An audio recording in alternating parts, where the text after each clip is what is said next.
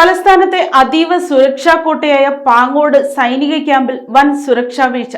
കോടികൾ വിലമതിക്കുന്ന 2 ആനക്കൊമ്പുകൾ അതീവ സുരക്ഷാ മേഖലയിൽ നിന്ന് മോഷണം പോയി.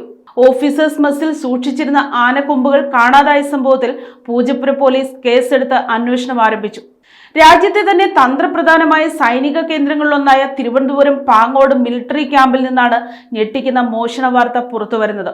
സദേൺ കമാൻഡിന് കീഴിൽ പ്രവർത്തിക്കുന്ന ഈ അതീവ സുരക്ഷാ മേഖലയിൽ ഓഫീസേഴ്സ് മെസ്സിൽ പ്രദർശിപ്പിച്ചിരുന്ന 2 ആനക്കൊമ്പുകളാണ് ദുരൂഹ സാഹചര്യത്തിൽ അപ്രത്യക്ഷമായത്.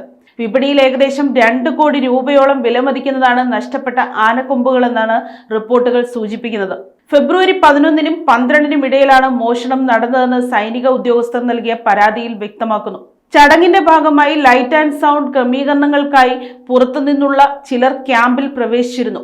ഇവരെ കേന്ദ്രീകരിച്ചാണ് പോലീസിന്റെ പ്രാഥമിക അന്വേഷണം നടക്കുന്നത്. എന്നാൽ കർശന നിയന്ത്രണങ്ങളുള്ള ഈ മേഖലയിൽ ക്യാമ്പിനുള്ളിലുള്ളവരുടെ സഹായമില്ലാതെ ഇത്തരമൊരു മോഷണം നടക്കുമോ എന്ന കാര്യവും പോലീസ് ഗൗരവമായി പരിശോധിക്കുന്നുണ്ട്.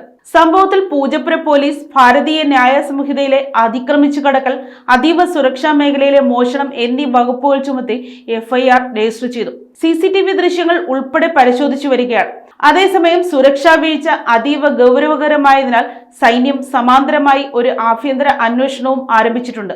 ഇതിന്റെ ഭാഗമായി ചിലരെ ചോദ്യം ചെയ്തു വരികയാണെന്ന് പ്രതിരോധ വൃത്തങ്ങൾ അറിയിച്ചു. പുറത്തുനിന്നുള്ളവരാണോ അതോ ഉദ്യോഗസ്ഥർക്കിടയിൽ തന്നെയുള്ളവരാണോ ഈ മോഷണത്തിന് പിന്നിലെന്ന് കണ്ടെത്താനുള്ള തീവ്ര ശ്രമത്തിലാണ് അന്വേഷണ സംഘം. News desk, Kottarakkara media.